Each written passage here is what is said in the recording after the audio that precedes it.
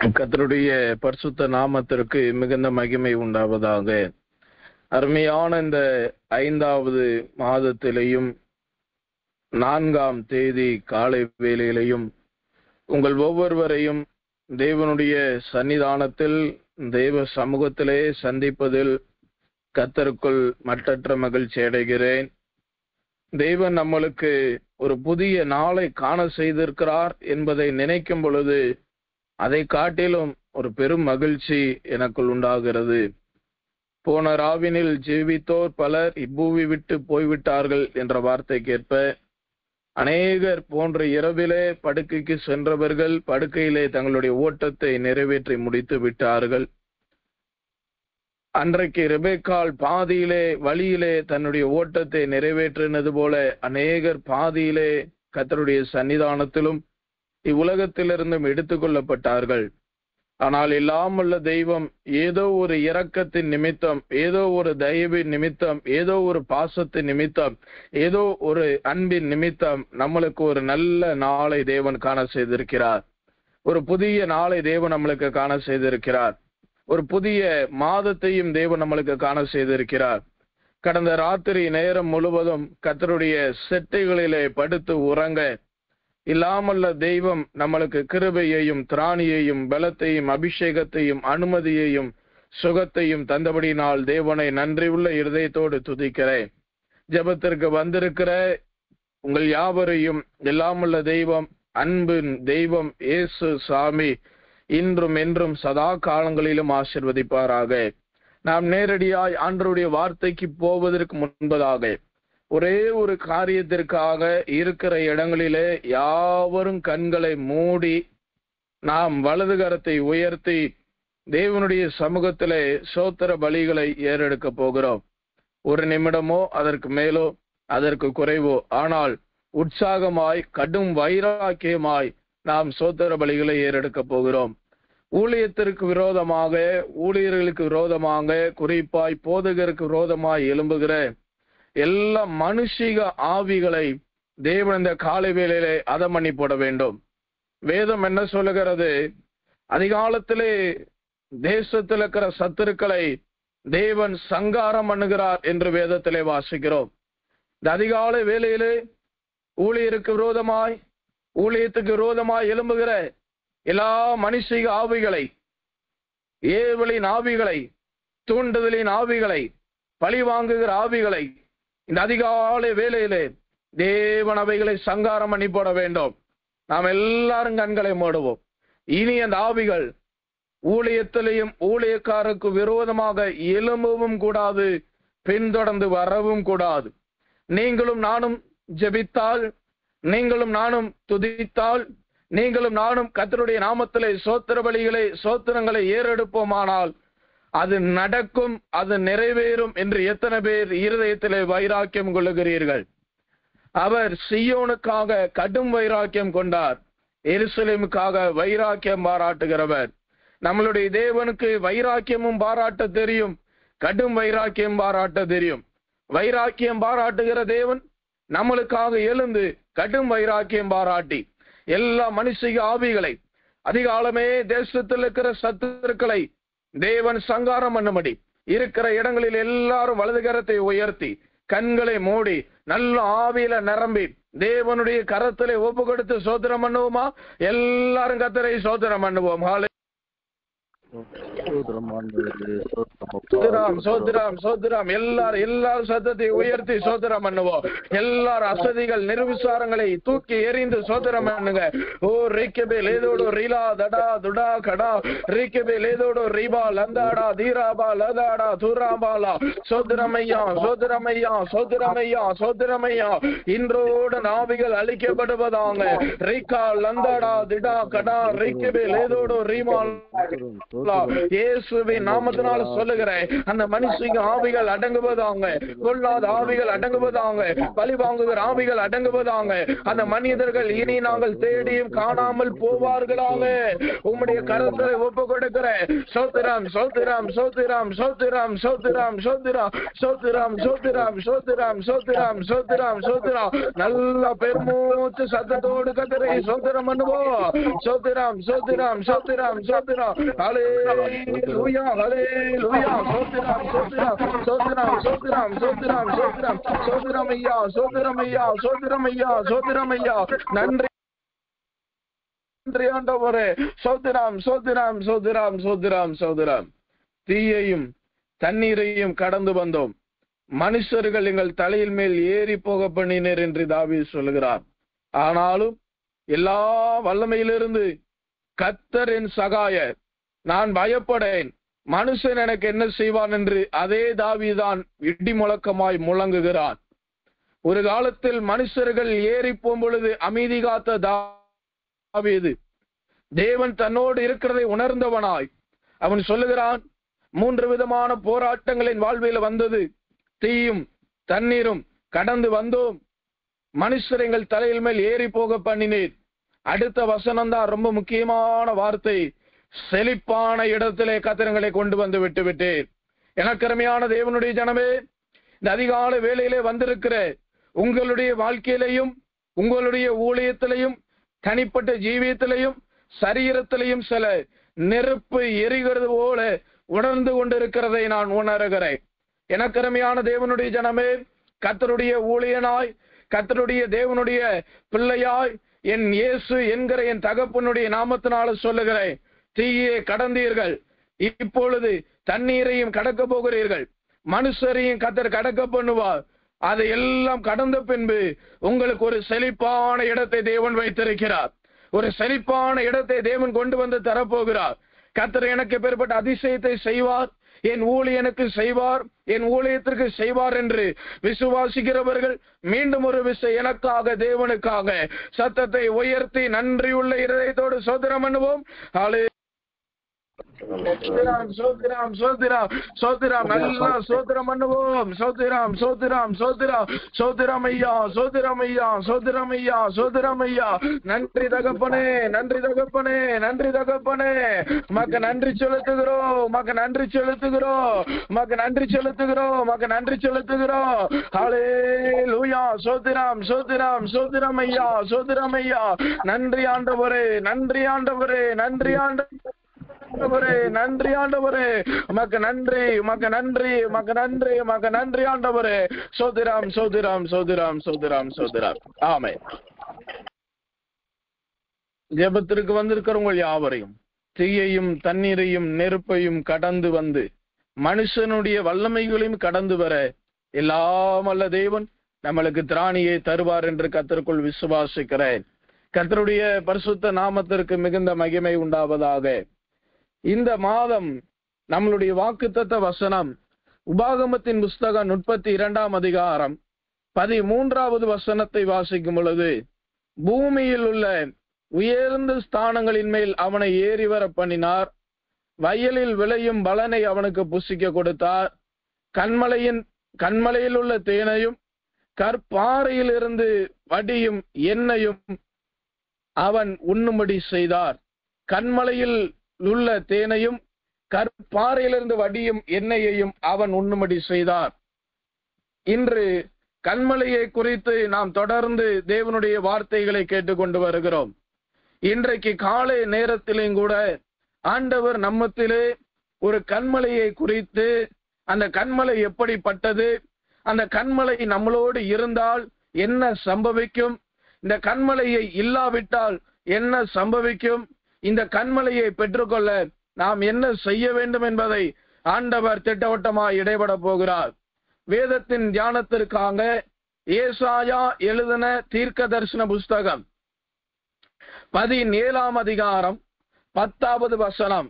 மீண்டும் சொல்லுகிறேன், ஏசாயா 17:10 வாசிக்கும் பொழுது, உன் பலமாகிய கண்மலையை நீ நினையாமல் உன் இரட்சிப்பாகிய தேவனை நீ மறந்தாய், ஆதலால் நீ நேர்த்தியான நாற்றுகளை நட்டாலும், அந்நிய தேசத்துக்கு கன்றுகளை வைத்தாலும், பகற்காலத்தில் உன் நாற்றை வளரவும் விடியற் காலத்திலே உன் விதையை முளைக்கவும் பண்ணினாலும், பலனை சேர்க்கும் நாளிலே துக்கமும் கடும் வேதனையும் உங்களுக்கு அறுப்பாய் இருக்கும் என்று வேதத்திலே வாசிக்கிறோம். கண்களை மூடுவோம். ஒரே ஒரு நிமிடம் நான் ஜெபிக்கிறேன். எங்களை அதிகமாய் நேசிக்கிற எங்கள் அன்புள்ள இயேசுசாமி, அருமையான அந்த பகல் கால நேரத்தை காண செய்தபடியினால சோத்திரம். பேச ஆரம்பித்தவுடன் தெய்வீகத்தின் அபிஷேகம் எங்கள் மத்தியில் இறங்கி வந்ததை உணர்கிறேன். அதற்காய் மக்க நன்றி. பேசுகிறவர் நீங்கள் அல்ல, பிதாவின் ஆவியானவர் அந்நேரம் பேசுவார், இந்நேரம் நீர் பேசுவீராக. என்னை மறைத்து நீர் வெளிப்படும். வந்திருக்கிற ஜனங்களுக்குள் இருக்கிற எல்லா சோர்வுகள், அசதிகள், நித்திரை, மயக்கங்கள் இயேசுவின் நாமத்தினால் வெளியேறுவதாக. ஆண்டவரே, உற்சாகத்தின் ஆவியினால் ஜனங்களையும் தேவ பிள்ளைகளையும் பரிசுத்தவான்களையும் ஊழியர்களையும் கத்த நிறைத்துக் கொள்வீராக. நீர் ஒருவரே மகிமைப்பட்டரும், நீர் பெருகவும் நான் சிறுகவும் வேண்டுகிறேன். உடைய கரத்துல என்னை அர்ப்பணிக்கிறேன், உடைய வார்த்தையை அர்ப்பணிக்கிறேன். நீர் ஒருவரே மகிமைப்பட்டவர்களும் எல்லாவற்றையும் தெய்வத்திருக்கரத்திலே தாழ்த்துகிறேன், ஒப்படைக்கிறேன், சமர்ப்பிக்கிறேன். ஆசீர்வதியும் இயேசுவின் நாமத்தில் ஜெபிக்கிறேன் எங்கள் ஜெபங்களும் ஜீவனுள்ள நல்ல பிதாவே. ஆமேன், ஆமேன், ஆமேன். கர்த்தருடைய பரிசுத்த நாமத்திற்கு மிகுந்த மகிமை உண்டாவதாக. ஏசாயா தீர்க்க தரிசன புஸ்தகம் 17ஆம் அதிகாரம் 10வது வசனத்திலே நாம் வாசிக்க கேட்ட வார்த்தை என்ன? உன் பலமாகிய கன்மலையை நீ நினையாமல் உன் ரட்சிப்பின் தேவனை நீ மறந்தாய். அதனால் நினையாமல் போனதுபடியினாலும் மறந்து போனபடியினாலும் தேவன் அந்த ஜனங்களுக்கு ஒரு விதமான சாபத்தையும் ஒரு விதமான துக்ககரமான காரியத்தையும் தேவன் கட்டளையிடுகிறார். இன்றைய செய்தியின் தலைப்பு உன் பலமாகிய கன்மலை. கன்மலையை குறித்து ஒவ்வொரு நாளும் இடைப்பட்டு கொண்டு வருகிறோம். ஒவ்வொரு நாளும் அதை கேட்டறிந்து வருகிறோம். ரட்சிப்பின் கன்மலை, கன்மலையின் ரகசியங்கள் என்று நம்முடைய ஜீசஸ் பவர் மினிஸ்ட்ரி, இயேசுவின் வல்லமை ஊழியத்திலே இருக்கிற யூடியூப் சேனலில் அது பகிர்ந்து கொள்ளப்படுகிறது. இதுவரை கேளாதவர்கள் அதை போய் கேளுங்கள். கர்த்தருடைய நாமம் மகிமைப்படுவதாக. அதன் அடிப்படையிலேயே உன் பலனாகிய கன்மலை, எனக்கருமையான தேவனுடைய ஜனமே, இந்த வார்த்தையை நாம் வாசித்து பார்க்கும் பொழுது மிகவும் நுண்ணிப்பாய் ஆவியானவர் ஒரு காரியத்தை எனக்கு வெளிப்படுத்தினார். பலனாகிய கன்மலையை நீ மறந்தாய் என்று சொல்லவில்லை. ஜபத்தோடு கேளுங்கள், கர்த்தருடைய அபிஷேகம் நம்மத்தில் அசைவாடுகிறது. உன் பலனாகிய கன்மலையை மறந்தாய் என்று சொல்லவில்லை. ரட்சிப்பின் தேவனை மறந்தாய் என்றும் சொல்லவில்லை.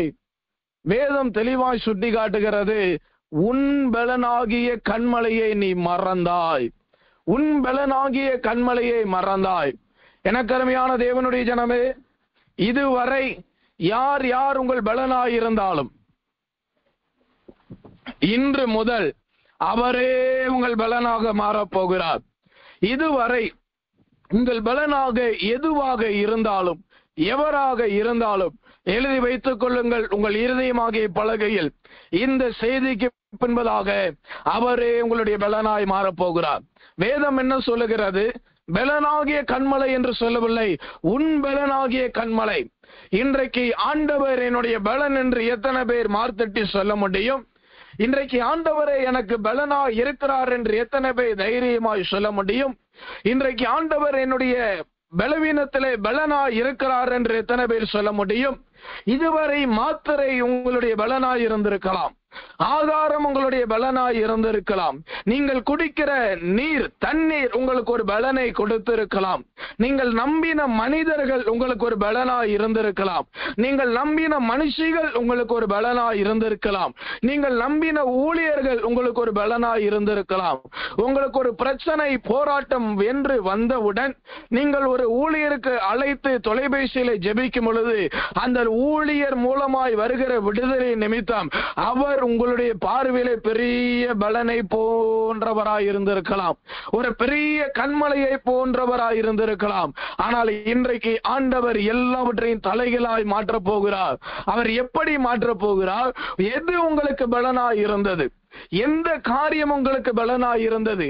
எந்த எந்த காரியங்கள் எந்த இடத்துல உங்களுக்கு பலனாய் இருந்தது, இன்றைக்கு அந்த மனிதர்களையும் அந்த ஊழியர்களையும் அந்த பொருட்களையும் அந்த மருந்து மாத்திரைகளையும் அந்த எல்லா தேவையில்லாத காரியத்தையும் தேவன் அப்புறப்படுத்தி அவரே உங்களுடைய பலனாய் மாறப்போகிறார். இதுவரை உங்கள் பலனாய் இருந்தது, இன்று முதல் அவரே உங்களுடைய பலனாய் மாறப்போகிறார். எத்தனை பேர் விசுவாசிக்கிறீங்க? இதுவரைக்கும் எனக்கு பலன் இவர்கள்தான் என்று நினைத்தேன், என் பிள்ளைகள் தான் என் பலன் என்று நினைத்தேன், என் கணவன் மனைவிதான் எனக்கு பலன் என்று நினைத்தேன், எனக்கு இவர்களை விட்டால் ஆள் என்று இல்லை என்று நினைத்தேன், எனக்கு இந்த மருந்து இல்லாமல் வாழ முடியாது என்று நினைத்தேன், எனக்கு இந்த ஸ்ட்ரிக்ட் இல்லாமல் நடக்க முடியாது என்று நினைத்தேன் என்றெல்லாம் அகலாய்ப்போடு தேவ சமூகத்திலே வந்திருக்கிறீர்கள். உங்களை பார்த்து ஆண்டவர் சொல்லுகிறார், என் மகனே மகளே, எனக்கு அருமையான ஊழியனே, தீர்க்கதரிசியே, தேவனுடைய குடும்பமே, உங்களுக்கு நானே பலனாய் மாறப்போகிறேன், உங்களுக்கு நானே பலனாய் மாறப்போகிறேன். உன் பலனாகிய கண்மலை, உன் பலத்த கண்மலை இன்றைக்கு ஆண்டவரின் கண்மலையாய் மாறப்போகிறார். ஆண்டவரின் பலனாய் மாறப்போகிறார். ஆண்டவரின் குடும்பத்திற்கு பலனாய் மாறப்போகிறார். இதுவரை நம்பினவர்கள் என்னை விட்டுவிட்டிருக்கலாம், மனிதர்கள் என்னை புறந்தல் இருக்கலாம், மருந்துகள் மாத்திரைகள் என்னை கைவிட்டிருக்கலாம், நான் ஊங்கி நடக்கிற இந்த கம்பு கூட என்னை பரியாசம் பண்ணி என்னை கைவிட்டு இருக்கலாம், ஒன்றுக்கும் பிரயோஜனம் இல்லாமல் போயிருக்கலாம். ஆனால் இன்றைக்கு ஆண்டவர் சொல்லுகிறார், அந்த வார்த்தையை பிடித்துக் கொள்ளுங்கள். கர்த்தாவே, நீர் என் பலனாய் இருக்கிறேன். எத்தனை பேர் இந்த வார்த்தையை அறிக்கை செய்ய விரும்புகிறீங்க? கண்களை மூடுவோம். ஐயா, நான் மனிதனை நம்பினேன் தவறு, மற்றவர்களை நம்பினேன் தவறு, மாத்திரை மருந்துகளை நம்பினேன் தவறு, என்னுடைய சுய பலத்தை நான் நம்பினேன் தவறு, என்னுடைய ஜெபத்தில் இருக்கிற நீதியை நம்பினேன் தவறு. இன்று முதல் எல்லாவற்றையும் விட்டுவிட்டு உம்மை நினைவு கூறுகிறேன். உம்மை நான் மறக்காமல் உம்மை நான் நினைக்கிறேன். உம்முடைய நாமத்தை நான் ஏற்றுக்கொள்கிறேன். என் பலனாகிய கண்மலையே, உம்மை ஆராதிக்கிறேன், உம்மை துதிக்கிறேன் என்று சொல்லுகிறவர்கள் கண்களை மூடி கர்த்தரை ஸ்தோத்திரம் பண்ணுவோமா? எல்லாரும் கண்களை மூடி கர்த்தரை ஸ்தோத்திரம் பண்ணுவோம். எல்லாரும் கண்களை மூடி ஸ்தோத்திரம் பண்ணுவோம்.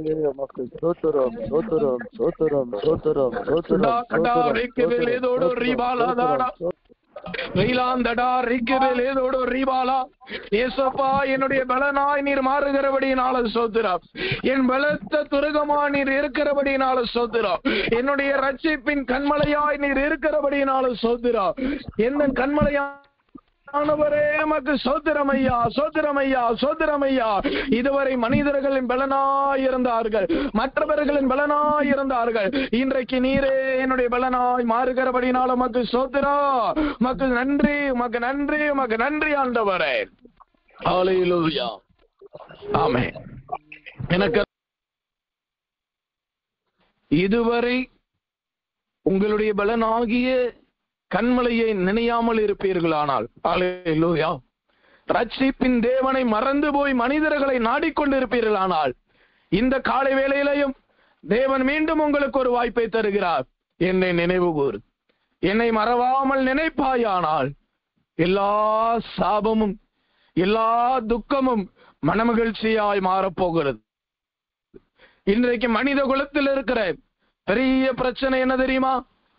சிருஷ்டித்தவரை விட்டுவிட்டு, சிருஷ்டிகரை விட்டுவிட்டு, சிருஷ்டிகரை விட்டுவிட்டு சிருஷ்டிகரால் படைக்கப்பட்ட மனிதரை பின்பற்றி கொண்டிருக்கிறார்கள். மனித குலத்தில் இருக்கிற பெரிய பிரச்சனை, தெய்வத்தை மறந்து விடுகிறார்கள். தெய்வத்தினால் உண்டாக்கப்பட்டவைகளை பிடித்துக் கொள்ளுகிறார்கள்.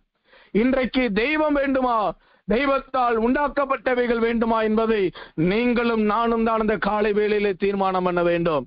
எனக்கு அருமையான தேவனுடைய ஜனமே, கடந்த மாதம் எப்படிப்பட்ட மாதமாய் வேண்டுமானால் இருந்து விட்டு போகட்டும், அது சாபமான, கசப்பான, மனிதர்களை நம்பின, மற்றவர்களை நம்பின, உதவியாளர்களை நம்பின உங்களுடைய ஊழியமாயிருக்கலாம், சபையாயிருக்கலாம், எது வேண்டுமானாலும் இருக்கலாம். ஆனால் இந்த மாதத்தின் துவக்கத்திலேயே, இந்த 4ஆம் தேதியிலேயே ஆண்டவர் ஒரு கட்டளை கொடுக்கிறார். உன் பலனாக நான் மாற வேண்டும், உன் குடும்பத்திற்கு நான் பலனாய் இருக்க வேண்டும். உன் பிள்ளையினுடைய பலன் யார் என்று கேட்டால் நான் என்று நீ அறிக்கை பண்ண வேண்டும் என்று தெய்வம் விருப்பப்படுகிறார். எத்தனை பேர் கர்த்தர் என் பலன், கர்த்தரின் கன்மலை என்று சொல்லுகிறீர்கள். கர்த்தருடைய பரிசுத்த நாமத்திற்கு மிகுந்த மகிமை உண்டாவதாக. ஜெபத்தோடு ஆண்டவருடைய வார்த்தையை கேளுங்கள். ஆவியானவருடைய அபிஷேகத்தை நான் உணர்ந்து கொண்டிருக்கிறேன். கர்த்தருடைய நாமத்திற்கு மகிமை உண்டாவதாக. இதில் 2 வார்த்தையை பார்க்க முடிகிறது. உன் பலனாகிய கன்மலை. இந்த கன்மலை என்பது எதை காண்பிக்கிறது?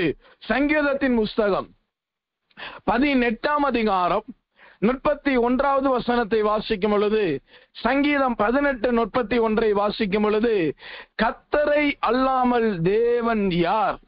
நம்முடைய தேவனை அன்றி கன்மலை யார்? மீண்டும் வாசிக்கிறேன். கர்த்தரை அல்லாமல் தேவன் யார்? நம்முடைய தேவனை அன்றி கன்மலை யார்? பலனாகிய கன்மலை என்று வேதத்திலே வாசித்தோமே, அந்த கன்மலை யாரை காண்பிக்கிறது? நம்மளுடைய தேவனை காண்பிக்கிறது. எனக்கருமையான தேவனுடைய ஜனமே, போன மாதத்தில் உங்களுடைய கன்மலை உங்களுடைய சகோதரராய் இருந்திருக்கலாம்.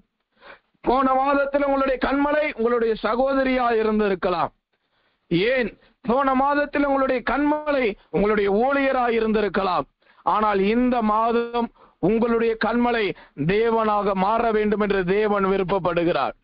தாவீது ஆணித்தரமாய் சொல்லுகிறான் பாருங்க, நம்மளுடைய தேவனை அன்றி கன்மலை யார்? உங்களுடைய கன்மலை யாராக இருந்தாங்க? மனைவியா, கணவனா, பிள்ளைகளா, உறவினரா, உற்றாரா?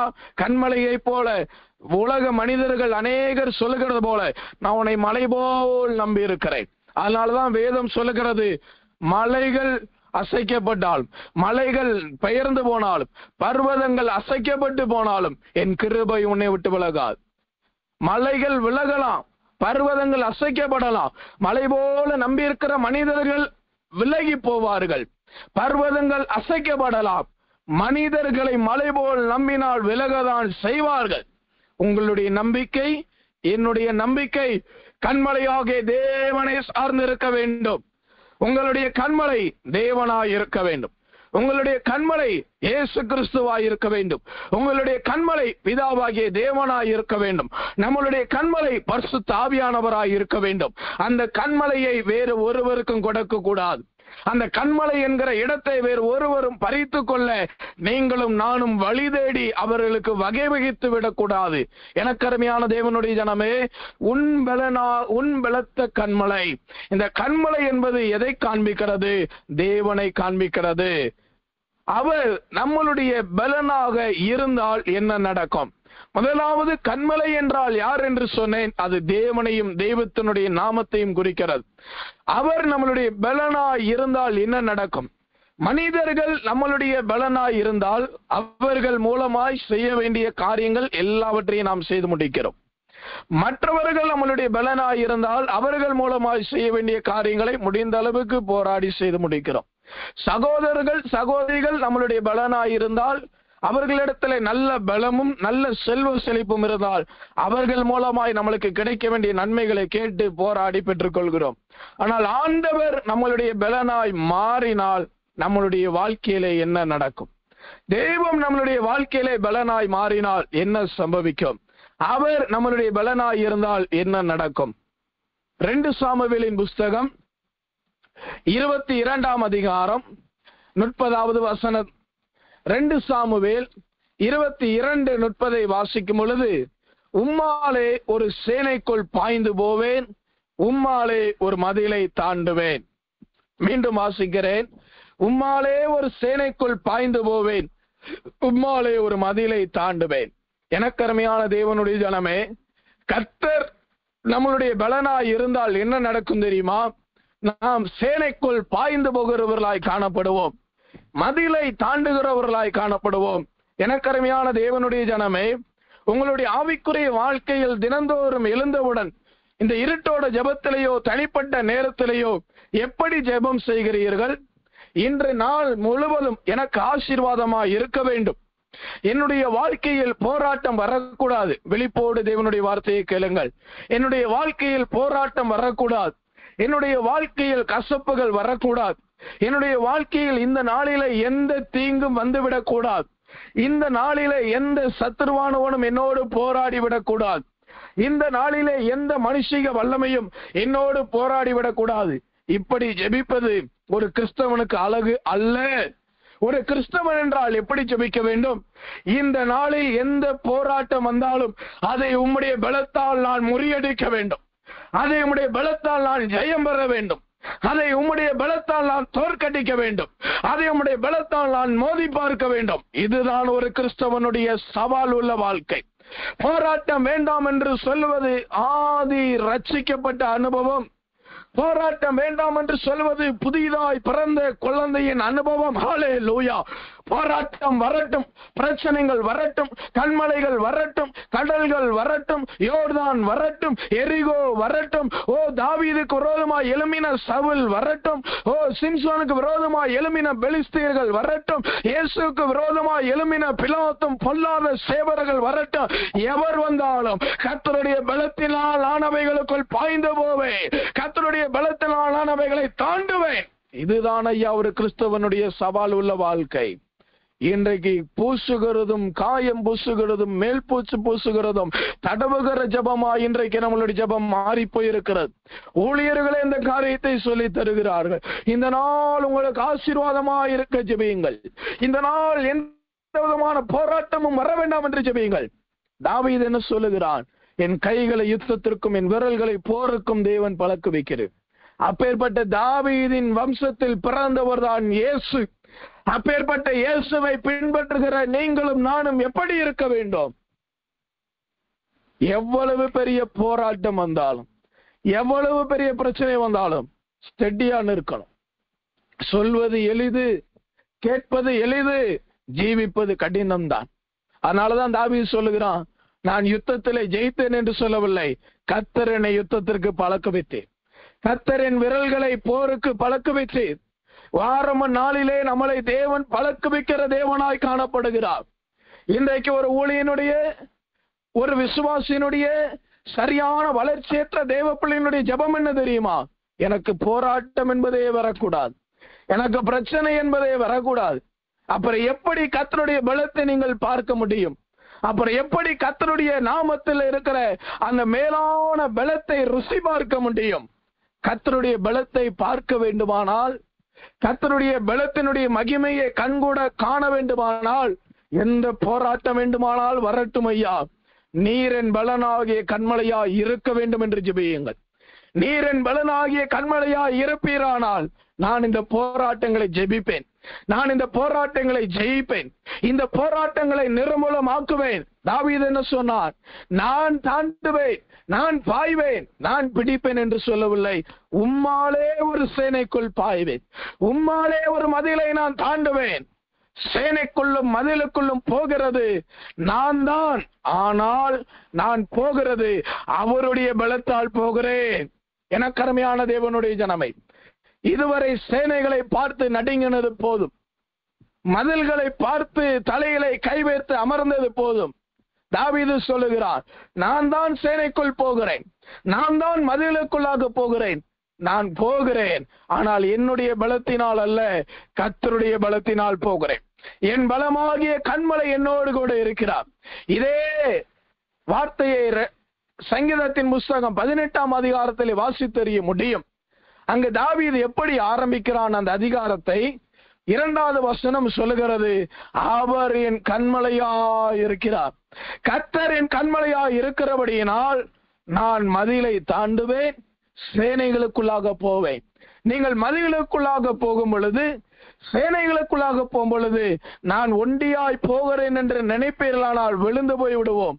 ஆனால் நான் மதிலுக்குள்ளாக போகிறேன், கர்த்தருடைய பலத்தினால் போகிறேன், கர்த்தருடைய மகா பெரிய அபிஷேகத்தினால் போகிறேன், கர்த்தருடைய சத்துவத்தினால் நான் போகிறேன். எனக்கு அருமையான தேவனுடைய ஜனமே, இன்றைக்கு நாம் ஜெயாளிகளாய் மாறுவது, அந்த ஸ்திரியானவள் மிகவும் கற்ப வேதனை பட்டு அவள் ஒரு ஆண் பிள்ளையை பெற்றெடுத்தாள் என்று வெளிப்படுத்தின விசேஷத்திலே வாசிக்கிறோமே. இந்த ஆண் பிள்ளை எதை காண்பிக்கிறது? ஜெய ஜீவியத்தை காண்பிக்கிறது. அல்லேலூயா. எனக்கு அருமையான தேவனுடைய ஜனமே, எந்த போராட்டமும் வராமல், எந்த பிரச்சனையும் வராமல், எந்த சூழ்நிலையும் தாறுமாறாக மாறாமல் எப்படி நீங்கள் ஜெயமானவர்கள் என்பதை நிரூபிக்க முடியும்? ஏன் மாணவர்களுக்கு பரீட்சை வைக்கிறார்கள்? ஏன் பிள்ளைகளுக்கு பரீட்சை வைக்கிறார்கள்? அது அவர்கள் எவ்வளவு படித்திருக்கிறார்கள் என்பதை ஆசிரியர்களும் மற்றவர்களும் தற்பரிசோதனை செய்வதற்காக, அந்த பிள்ளைகள் அறிந்து கொள்ள வேண்டும் என்பதற்காக அவர்களுக்கு பரீட்சை நியமிக்கப்படுகிறது. ஒரு பரீட்சை வந்தால்தான் தான் படித்திருக்கிறானா படிக்கலையா, அவன் படித்திருக்கிறது வீட்டுக்கும் தெரியும், அவன் படித்திருக்கிறது பள்ளிக்கூடத்திற்கும் தெரியும், தான் படிக்கிறது தனக்கே உணர முடியும். எந்த ஒரு பரீட்சையும் இல்லாமல் நாம் எப்படி தேவனுடைய பலத்திலே நிற்கிறோம் என்று சொல்ல முடியும்? சிலர் யோசிக்கலாம், இருக்கிற போராட்டம் போதாதா, இதுல நான் எவ்வளவு போராடுறேன், இதுல நான் எவ்வளவு நான் கஷ்டப்படுறேன், இதுல நான் எவ்வளவு சோர்ந்து போய் காணப்படுகிறேன், இதுல நான் ஜெயம் எடுக்க முடியாமல் அங்கலாய்க்கிறேன், இதுல நீங்க வேற போராட்டத்தை கேட்டு வாங்கி பெற்றுக்கொள்ளுங்கன்னு சொல்றீங்களே, இது நியாயமா என்றெல்லாம் நீங்கள் அங்கலாய்க்கிறீர்களா? எனக்கு அருமையான தேவனுடைய ஜனமே, நான் என்று சொல்லிக் கொண்டு இருப்பீர்களானால் நம்மளுடைய வாழ்க்கையிலே நிச்சயமாய் தோல்வி வரதான் செய்யும். 1 சாமுவேல் 8ஆம் அதிகாரம் 11வது வசனத்தை 12வது வசனத்தை வாசிக்கிறேன், கவனமாய் கேளுங்கள். 1 சாமுவேல் 8 11 12.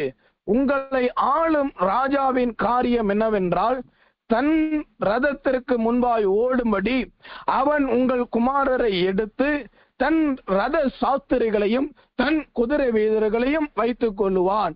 1000 பேருக்கும் 50 பேருக்கும் தலைவராகவும், தன் நிலத்தை உழுகிறவர்களாகவும், தன் விளைச்சலை அறுக்கிறவர்களாகவும், தன் யுத்த ஆயுதங்களையும் தன் யுத்த ரதங்களின் பனிமூட்டுகளையும் பண்ணுகிறவர்களாக அவர்களை வைத்துக் கொள்வாள். எனக்கருமையான தேவனுடைய ஜனமே, சவுலை குறித்து வேதம் என்ன சொல்லுகிறது தெரியுமா? தன் தன் தன் என்று கிட்டத்தட்ட 7 முறை சவுலை குறித்து அந்த இடத்துல வாசிக்க முடியும். தன் ரதத்திற்கு முன்பதாக, தன் ராஜசாஸ்திரிகளுக்கு முன்பதாக, தன் குதிரை வீரர்களுக்கு முன்பதாக, 1000 பேருக்கும் 50 பேருக்கும் முன்பதாக, தன் நிலத்தை உழுவதற்கு, தன் விளைச்சலை அறுப்பதற்கு, தன் யுத்தங்களை ஆயுதங்களையும் தன் ரதங்களின் பனிமூட்டுகளையும் கிட்டத்தட்ட 5, 6, 7 முறை சவுலை குறித்து தன் தன் என்று சொல்லப்படுகிறது. சவுலினுடைய வாழ்விற்கு ஆரம்பத்திலேயே தேவன் ஒரு எச்சரிப்பை கொடுத்து விட்டார். தன்னுடைய தன்னுடைய தன்னுடைய என்னுடைய என்னுடைய என்னுடைய என்று சொல்லிக் கொண்டிருப்பாயானால் உன்னுடைய ராஜ்ய பாரியம் கவுளும். உன்னுடைய போராட்டத்தில் ஜெயம் எடுக்க முடியாது. இன்றைக்கு என்னுடைய போராட்டம் தெரியாது, எனக்கு வருகிற வழி தெரியாது, எனக்கு வருகிற பிரச்சனை தெரியாது, எனக்கு வருகிற கலக்கம் தெரியாது என்று நீங்கள் என்னுடைய என்னுடைய என்னுடைய என்று சவுலை போல சொல்லிக் கொண்டிருப்பீர்களானால் அது உங்களுடைய போராட்டமாய் மாறும், உங்களுடைய பலவீனமாய் மாறும், உங்களுடைய சாபமாய் மாறும், உங்களுடைய ஆசீர்வாத கேடுகளாய் மாறும். இது என்னுடைய போராட்டம் அல்ல. என்னுடைய போராட்டமாய் இருந்தாலும் அதை ஜெயிக்க தேவன் எனக்கு பலனை தருகிறார். என்னுடைய கண்மலைக்கு விரோதமாய் வந்த போராட்டம், என்னுடைய தேவனுடைய பலத்திற்கு விரோதமாய் வந்த போராட்டம், இதை நான் ஜெயம் எடுக்க போகிறதில்லை. கர்த்தரே ஜெயம் எடுக்க போகிறார், கர்த்தரே ஜெயம் எடுக்க போகிறார். எத்தனை பேர் இந்த காலை வேளையில விசுவாசிக்கிறீங்க? என்னுடைய பலன் கர்த்தரை சார்ந்து இருக்கிற, கர்த்தருடைய பலன் நமக்குள் இருந்தால் முதலாவது சேனைக்குள்ளாக பாய்ந்து போவேன். இந்த சேனை என்பது எதை காண்பிக்கிறது? ஜெபத்தோடு சோத்திரத்தோடு கேளுங்கள். யோசுவாவின் புஸ்தகம் 11ஆம் அதிகாரம் 4வது வசனம். யோசுவா 11:4 வாசிக்கும் பொழுது, கடற்கரை மணலை போல திரளாய் பெருகினவர்கள் அவர்களுக்கு விரோதமாய் யுத்தம் பண்ண வந்தார்கள். கடற்கரை மணலை போல திரளாய் ஜனங்கள் பெருகி அந்த ஜனத்திற்கு விரோதமாய் எழும்பி அவர்கள் யுத்தம் பண்ணுவதற்கு கடந்து வருகிறார்கள். அதை தொடர்ந்து வாசிக்கும் பொழுது, கடற்கரை மணலை போல அவர்கள் பயங்கரமாய் ஒரு பெரிய சேனையாய் அந்த யோசுவாவுக்கு முன்பதாக எழும்பி வர ஆரம்பிக்கிறார்கள். அவர்கள் கடற்கரை மணலை போல ஏராளமான திரண்ட ஜனமாகிய தங்களுடைய எல்லா சேனைகளோடும், மகா ஏராளமான குதிரைகளோடும் ரதங்களோடும் கூட புறப்பட்டார்கள். எல்லா சேனைகளோடும் கடற்கரை மணலை போல ஏராளமான திரண்ட ஜனம். எனக்கருமையான தேவனுடைய ஜனமே, சேனை என்றால் என்ன அர்த்தம்? கடற்கரை மணலை போல பெருகி இருக்கிற ஜனங்கள். கடற்கரை மணலை நாம் அளந்து விட முடியுமா? அதை ஒரு கையிலே அடைத்து விட முடியுமா? இல்லாவிட்டால் அதை ஒரு பையிலே தான் அடைத்து விட முடியுமா? ஒருவராலும் கூடாதே. அப்படியானால் அந்த கடற்கரை மணலை போல பெரிய திரள் கூட்ட ஜனம் யோசுவாவுக்கும் அவனுடைய உடன் இருந்த மற்ற ஜாதியார்களுக்கும் விரோதமாய் எழும்பினார்கள். நடந்தது என்ன தெரியுமா? கர்த்தர் யோசுவாவை பார்த்து சொல்லுகிறார், நீ பயப்படாதே யோசுவா, அந்த ஜாதியாரை உன் கரத்திலே நான் ஒப்பு கொடுக்க போகிறேன், அந்த மனிதர்களை நான் உன்னுடைய கரத்திலே ஒப்பு கொடுக்க போகிறேன் என்று யோசுவா 11:6 வாசிக்கிறோம். அதே 11ஆம் அதிகாரம் 7வது வசனத்திலே வாசிக்கும் பொழுது, திடீரென்று மேராயிரும் ஏரி நண்டியில் இருக்கிற அவர்களிடத்திலே வந்து அவர்கள் மேல் விழுந்தார்கள். கர்த்தர் இஸ்ரவேலின் கையிலே அவர்களை ஒப்பு கொடுத்தார். ஒரு பெரிய சேனை. இன்றைக்கு உங்களுடைய பார்வையிலே கடற்கரை மணலை போல பிரச்சனைகள் பெருகி இருக்கலாம். கடற்கரை மணலை போல உங்களுடைய மனபாரங்கள் பெருகி இருக்கலாம். கடற்கரை மணலை போல மனிதனுடைய வல்லமைகள் பெருகி இருக்கலாம். அவர்கள் எல்லாரும் ஒன்று திரண்டு பெரிய சேனையாய் வந்திருக்கலாம். அவர்கள் எல்லாரும் உங்களுக்கு விரோதமாய் பெரிய சேனையை போல இறங்கி பாளையம் இறங்கினவர்களாய் காணப்படலாம். அவர்களை கண்டு நீங்கள் நடுநடுங்கிக் கொண்டு இருக்கலாம். அவர்களை கண்டு நீங்கள் ஐயப்பட்டு கொண்டு இருக்கலாம். அந்த போராட்டத்தை கண்டு அந்த சேனையை போன்று எழும்பி வருகிற கடற்கரை மணலை போல் இருக்கிற பெரிய பிரச்சனைகளை கண்டு இந்த பிரச்சனை என்னால் சகித்துக் கொள்ள முடியவில்லை, இந்த போராட்டத்தை என்னால் கடந்து வர முடியவில்லை, ஐயோ எவ்வளவு பெரிய பிரச்சனை, ஐயோ எவ்வளவு பெரிய போராட்டம், இதை நான் எப்படி சகிப்பேன், இதை நான் எப்படி எதிர்த்து நிற்பேன் என்று சொல்லி, இதை எப்படி நான் ஜெயமெடுப்பேன் என்று, இது என்னுடைய பலத்திற்கு மிஞ்சினது என்று சொல்லி புலம்பிக் கொண்டிருக்கிறீர்களா? இந்த காலை நேரத்தில் ஆண்டவர் உங்களுக்கு வார்த்தை தருகிறார், யோசுவாவே நீ பயப்படாதே. அது கடற்கரை மணலாக இருந்தாலும் அது கடலாகவே இருந்தாலும் அவைகளை சிருஷ்டித்த கர்த்தராகிய நான் உன்னோடு கூட இருக்கிறேன், கண்மலையாகிய நான் உன்னோடு கூட இருக்கிறேன். அவைகளை உன் கையிலே ஒப்பு கொடுப்பேன், அவைகளை இஸ்ரவேலின் கையிலே ஒப்பு கொடுப்பேன். அல்லேலூயா. இதுவரை எந்த போராட்டத்தை கண்டு பயந்து கொண்டிருந்தீர்களோ, எந்த பிரச்சனைகளை கண்டு பயந்து கொண்டிருந்தீர்களோ, எந்த மனிதனை கண்டு பயந்து கொண்டிருந்தீர்களோ, எந்த வியாதியை கண்டு பயந்து கொண்டிருந்தீர்களோ, எந்த மன உளைச்சல்களை கண்டு பயந்து கொண்டிருந்தீர்களோ, எந்த ஆவிகளை கண்டு பயந்து கொண்டிருந்தீர்களோ, எந்த துஷ்ட மனிதனை கண்டு பயந்து கொண்டிருந்தீர்களோ, அவர்களை தேவன் இன்றைக்கு உன் கையிலே ஒப்பு கொடுக்க போகிறார். அவைகளை இன்றைக்கு அந்த தேவன், நம்மளுடைய தேவன், அந்த சேனைகளை தகுதிபடியாக்கி போட போகிறார். விசுவாசிக்கிறீர்களா? கண்களை மூடுவோமா? சேனைகளை முறியடிக்கிற தேவன், பார்வோனையும் அவன் சேனைகளையும் ரதங்களையும் கடலின் ஆழத்திலே, சமுத்திரத்தின் ஆழத்திலே மூடி போட்டார் என்று வேதம் சொல்லுகிறது. இன்று வரை அவர்களால் மேலே எழுப்பி வர முடியல. 15ஆம் அதிகாரம் யாத்திராம் 15 சொல்லுகிறது, அவர்கள் எல்லாரும் செத்து மிதந்தார்களாம். எழுதி வைத்துக் கொள்ளுங்கள். உங்களுக்கு விரோதமாய் எழும்புகிற எல்லா உலகத்தின் சேனைகளை தேவன் இன்றைக்கு சமுத்திரத்தின் ஆழத்திலே அவைகளை போட்டு மூடி போட போகிறார். அவர்கள் உங்களை பின்தொடர்ந்து வரலாம். வனாந்தரம் அடைத்து போட்டது என்று சொல்லலாம். அவை மாட்டிட்டான், இனிமேல் எழும்ப மாட்டான், இனி அவனுடைய வாழ்க்கை முடிந்தது என்று சொல்லலாம். நீங்களும் பார்க்கிறீர்கள், கர்த்தரும் பார்த்து கொண்டுதான் இருக்கிறார். சமுத்திரம் உங்களுக்கு திறக்கப்படுகிறது. திறந்த சமுத்திரம் அவர்களை அழிக்கும்படி மூடப்படுகிறது. எனக்கு அருமையான தேவனுடைய ஜனமே, இன்றைக்கு கர்த்தர் அந்த காரியத்தை செய்ய போகிறார். இன்றைக்கு கர்த்தர் அந்த காரியத்தை செய்து முடிக்க போகிறார். யாத்திராகமம் 14:30 எடுத்துக் கொள்ளுங்கள். இவ்விதமாய் கர்த்தர் அந்நாளிலே இஸ்ரவேலரை எகிப்தின் கைக்கு தப்புவித்து ரட்சித்தார். எப்படி தப்புவித்தாராம்? கடற்கரையிலே எகிப்தியர் செத்து கிடக்கிறதை இஸ்ரவேலர் கண்டார்கள். கடற்கரையிலே எகிப்தியர்கள் செத்து கிடக்கிறதை இஸ்ரவேலர் கண்டார்கள். எனக்கு அருமையான தேவனுடைய ஜனமே, இவர்கள் எப்படி அவர்களை பின்தொடர்ந்து வந்தார்கள் தெரியுமா? அவர்கள் சேனையாய் பின்தொடர்ந்து வந்தார்கள். அவர்கள் சேனையாய் பின்தொடர்ந்து வந்தார்கள். தொடருவேன், பிடிப்பேன், கொள்ளையாடி பங்கிடுவேன், என் ஆசை அவர்களிடத்தில் திருப்தியாகும், என் பட்டயத்தை உருவுவேன், அவர்களை சங்கரிப்பேன் என்று சொன்னவர்கள்.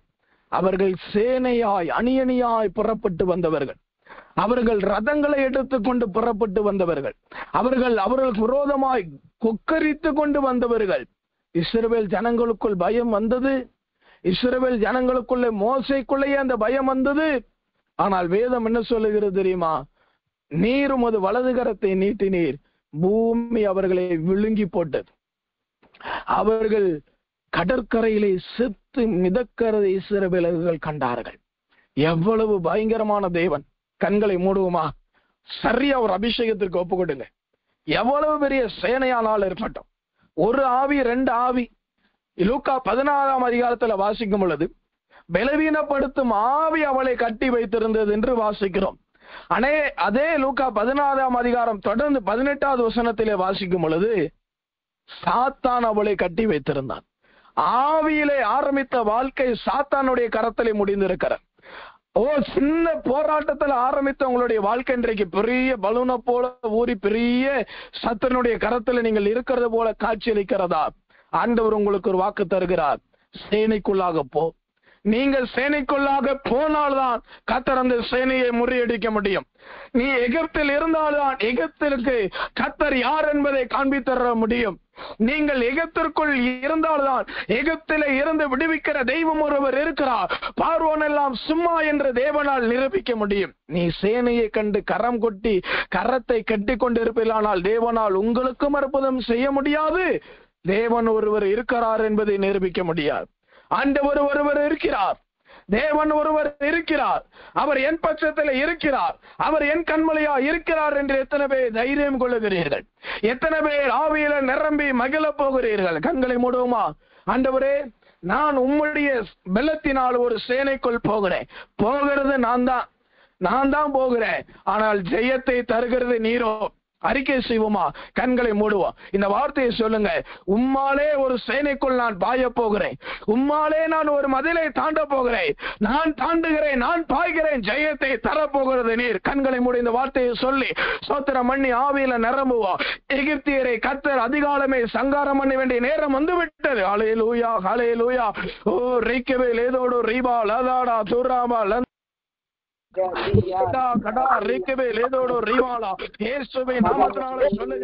எல்லா சேனைகள் மடங்கடிகள்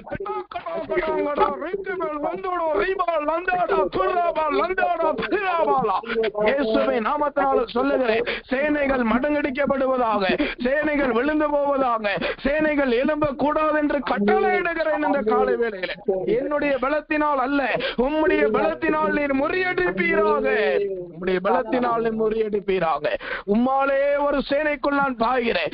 உம்மாலே நான் ஒரு மதிலை தாண்ட போகிறேன். கர்த்தர் தந்த ஜெயத்துக்காய் ஸ்தோத்திரம், ஸ்தோத்திரம், ஸ்தோத்திரம், ஸ்தோத்திரம் ஐயா, ஸ்தோத்திரம், ஸ்தோத்திரம். ஆமென். அடுத்தபடியாக இரண்டாவது நாம் போக வேண்டிய காரியம் என்ன? அவர் நம்மளுடைய பலனாக இருந்தால் என்ன நடக்கும் தெரியுமா? அநேகர் சொல்லுவாங்க, ஆண்டவர் நம்ம பலனா இருந்தா எதனாலும் பார்த்துக்கலாம், வச்சுக்கலாம்.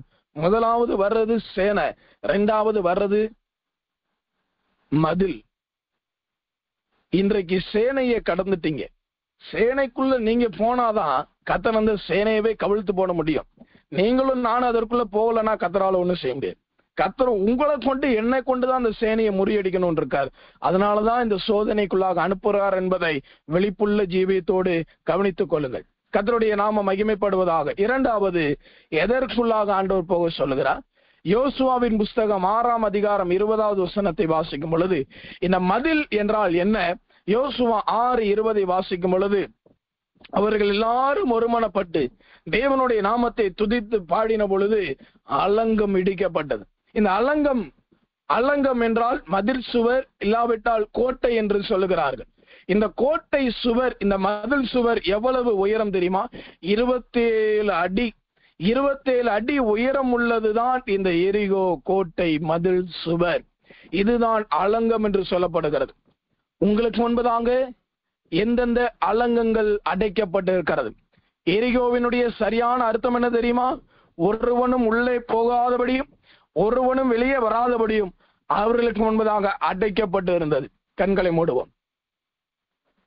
இன்னைக்கு உங்க ஜெபத்திற்கு பதில் வராமல் அடைக்கப்பட்டு இருக்கிறதா? உங்களுக்கு வர வேண்டிய பணங்கள் சில மனிதனிடத்தில் வராமல் அடைக்கப்பட்டு இருக்கிறதா? சில கவர்மெண்ட் போஸ்டிங் வராமல் அடைக்கப்பட்டு இருக்கிறதா? பிள்ளையினுடைய படிப்பின் காரியத்திற்காக ஜெபித்துக் கொண்டிருக்கிறீர்கள். அதற்கு ஏற்ற சகாயம் இன்னும் கிடைக்காமல் அடைக்கப்பட்டிருக்கிறதா? என் ஊழியத்திற்கு இவ்வளவு தேவை இருக்கிறது, என்னுடைய வாழ்க்கையோ வனாந்தரம், ஒன்றுமில்லை, இந்த இடத்திலே நான் விதைத்தால் இதுவும் காய்ந்து போகும், இருக்கிறதையும் நான் இழந்து போகவில்லை என்று நீங்கள் இருதயத்திலே புலம்புகிறது தேவன் எனக்கு காண்பித்துக் கொண்டிருக்கிறார். ஆண்டவர் சொல்லுகிறார், நீ இருக்கிற இடத்துல அதை விதை, அதை தான் நான் இன்றைக்கு மாற்றப் போகிறேன். அதை தான் கர்த்தர் 100 மடங்காய் மாற்றப் போகிறார். மதிலை பார்க்காதிருங்கள், அடைக்கப்பட்ட அனுபவத்தை பார்க்காதிருங்கள். உங்களுடைய துதி, உங்களுடைய ஜெபம், உங்களுடைய ஸ்தோத்திரம் இன்றைக்கு அந்த மதிலை, இன்றைக்கு அந்த அலங்கங்களை இடித்து போட போகிறது. உம்மாலே ஒரு சேனைக்குள் பாய்வேன், உம்மாலே ஒரு மதிலை தாண்டுவேன். எவ்வளவு பெரிய உயரமா இருக்கட்டும், 27 அடி உயரமா இருக்கட்டும், திருவள்ளுவர் சில அளவுக்கு உயரமுள்ள மதில் சுவராவே இருக்கட்டும், அதுக்கு மேலுள்ள எவ்வளவு பெரிய சிலை உள்ள உயரமாவே இருக்கட்டும், அதையும் தாண்டி வர தேவன் உங்களுக்கு உதவி செய்வார். இந்த பிரச்சனையை நான் எப்படி தாண்ட போகிறேன், இந்த போராட்டத்தை நான் எப்படி தாண்ட போகிறேன், இந்த பிரச்சனையை நான் எப்படி தாண்டி கடந்து வரப்போகிறேன், இந்த பண சூழ்நிலையை, இந்த வியாதியை, இந்த மரண படுக்கையை நான் எப்படி தாண்ட போகிறேன் என்று கவலைப்படுகிறீர்களா?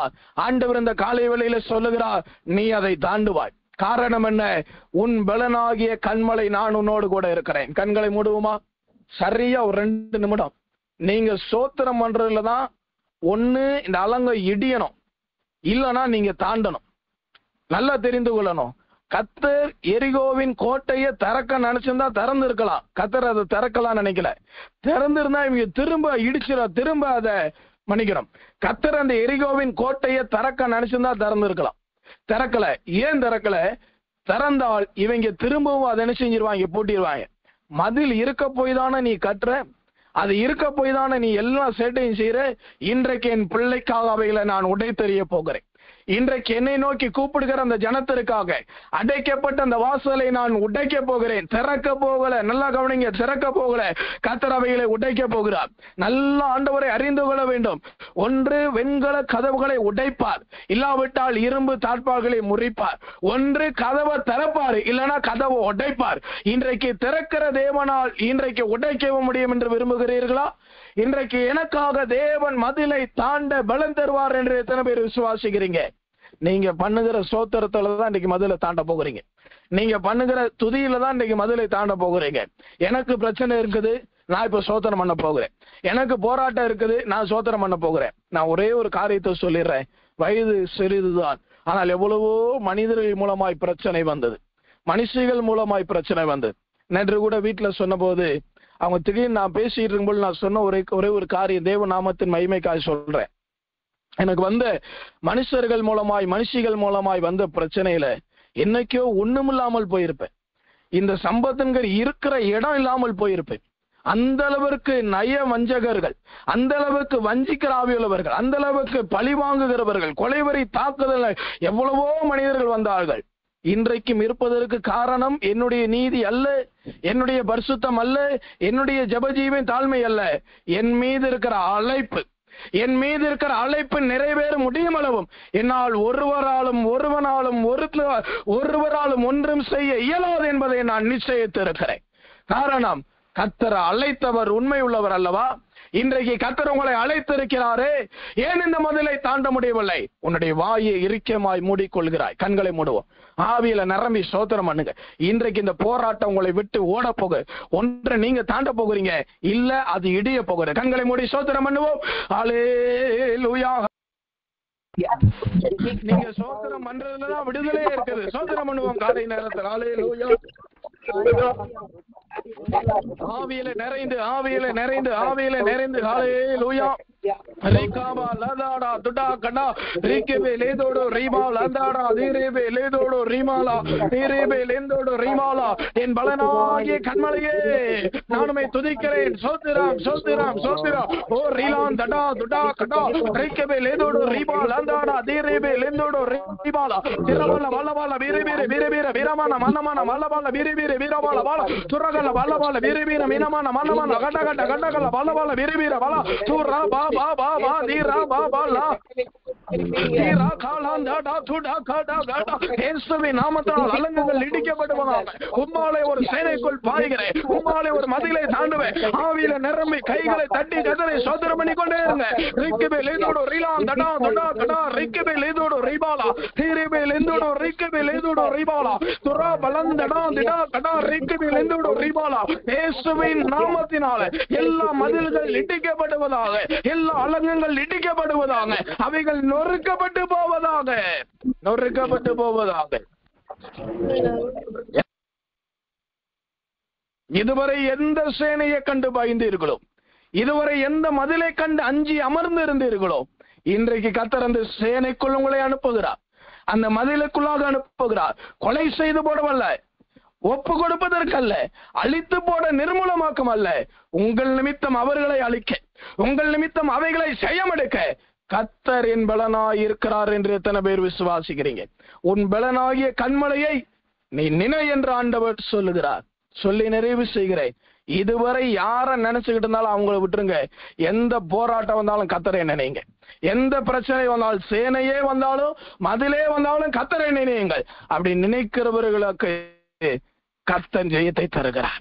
கர்த்தர் ஜெயத்தை தருகிறார். இந்த காலை நேரத்திலையும் என் பலனாகிய என் பலத்த கண்மலையை நான் நினைவு கூறுகிறேன். அப்பேற்பட்ட ஒரு வார்த்தையை தேவன் தந்திருக்கிறார். அதற்காக தேவனை நன்றி செலுத்துகிறேன். அவர் நம்மளுடைய பலனாய் இருந்தால் 2 காரியங்களை ஜெயமெடுப்போம். ஒன்று சேனை, இன்னொன்று மதில். சேனை என்றால் கடற்கரை மணலை போல பெருகிருக்கிற ஜனங்கள், பிரச்சனைகள், போராட்டங்கள். மதில் என்றால் அடைக்கப்பட்ட வாசல், தாண்ட முடியாத சூழ்நிலைகள். எல்லாவற்றையும் கர்த்தர் உங்களுடைய கரத்தில் ஒப்பு கொடுத்து விட்டார். கர்த்தரை விசுவாசிக்கிறவர்கள் பாக்கியவான்கள். நிறைவு செய்கிறேன் ஜெபித்து. எங்கள் அதிகமாய் நேசிக்கிற எங்கள் அன்புள்ள இயேசுசாமி, அருமையான இந்த காலை நேரத்தை நீர் எங்களுக்கு தந்தபடியினால ஸ்தோத்திரம். ஜீவனோடு உம்முடைய திரு சமூகத்திலே திருமுகத்தை தரிசிக்க மீண்டும் ஒரு வாய்ப்பை தந்தபடியினால நன்றி. உம்முடைய ஆவியின் பட்டயம், ஆவியின் வைராக்கியம், தீர்க்க தரிசனமான வார்த்தைகள் ஆண்டவரே எங்களுடைய ஆவியை தட்டி எழுப்பினபடினால நன்றி செலுத்துகிறோம். ஆண்டவரே நீர் எங்கள் பலனாய் இருக்கிறீர், எங்களுடைய பலத்த கண்மலையாய் நீர் இருக்கிறீர். நாங்கள் மதிலை தாண்டுவோம், சேனையை தாண்டுவோம், கடற்கரை மணலை போல் இருக்கிற பிரச்சனைகளை முறியடிப்போம். மதில்களை போன்றிருக்கிற அடைக்கப்பட்டிருக்கிற வாசல்களை, எந்த பக்கம் அடைக்கப்பட்டிருந்தால் அவைகளை நாங்கள் தாண்டி வருவோம். நாங்கள் அல்ல, உம்முடைய பலத்தினால் அவைகளை செய்வோம். எங்களை கொண்ட நீர் சேனையை முறியடிக்க போகிறேன். எங்களை உள்ளே அனுப்பி அடைக்கப்பட்டிருக்கிற மதிலை உடைக்க போகிறேன். அதற்காக தான் இந்த பிரச்சனை, அதற்காக தான் இந்த போராட்டம், அதற்காக தான் இந்த சோதனை காலம் என்பதை ஆண்டவர் திட்டவட்டமாய் வெளிப்படுத்தினபடினால் நன்றி செலுத்துகிறேன். என்னையும் என்னுடைய எல்லா காரியத்தையும் உம்முடைய பாதத்திலே அர்ப்பணிக்கிறேன், ஒப்படைக்கிறேன், சரணடைகிறேன். எல்லா துதி கனமையுமே நீர் எடுத்துக்கொள்ளும். வந்திருக்கிற யாவரையும் நீரே ஆசீர்வதி, நீரே வழி நடத்தும். உடைய தேவி சிறக்கரத்தில் ஒப்பு கொடுக்கிறேன். இயேசுவின் நாமத்தில் ஜெபிக்கிறேன். எங்கள் ஜெபங்களும் ஜீவனுள்ள நல்ல பிதாவே. ஆமேன், ஆமேன், ஆமேன்.